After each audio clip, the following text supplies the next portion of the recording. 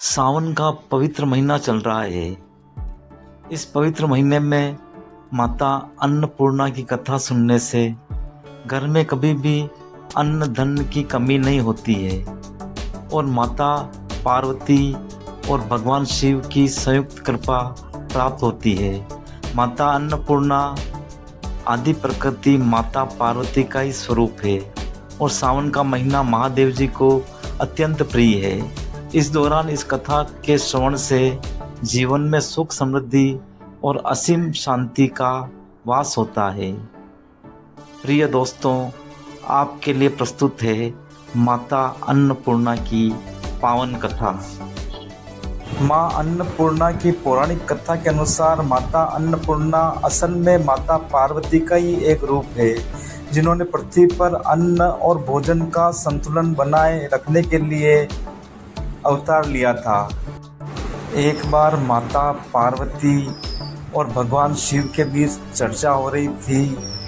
भगवान शिव ने कहा, संसार की सभी वस्तुएं हैं, यहाँ तक कि अन्न भी केवल एक माया या ब्रह्म है। उन्होंने कहा कि आत्मा अमर है और शरीर व भोजन का कोई वास्तविक महत्व नहीं है। माता पार्वती प्रकृति और भौतिक जगत की जननी है। उन्हें शिव जी की यह बात ठीक नहीं लगी। वह साबित करना चाहती थी कि संसार में अन्न का कितना महत्व है। बिना अन्न के संसार का संचालन नहीं हो सकता है। माता पार्वती ने संसार से अन्न, जल और वनस्पति को अदृश्य कर दिया। देखते ही देखते पूरी सृष्टि में हाहाकार मच गया। नदियाँ सूख गई, खेत बंजर हो गए और इंसान से लेकर पशु पक्षी तक भूख प्यास से तड़पने लगे।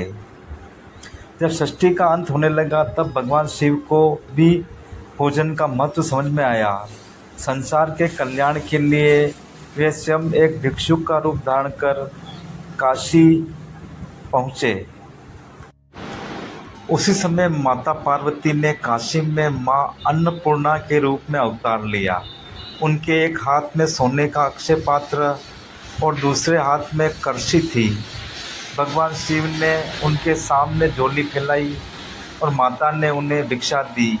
इस प्रकार पूरी सृष्टि को दोबारा जीवन मिला।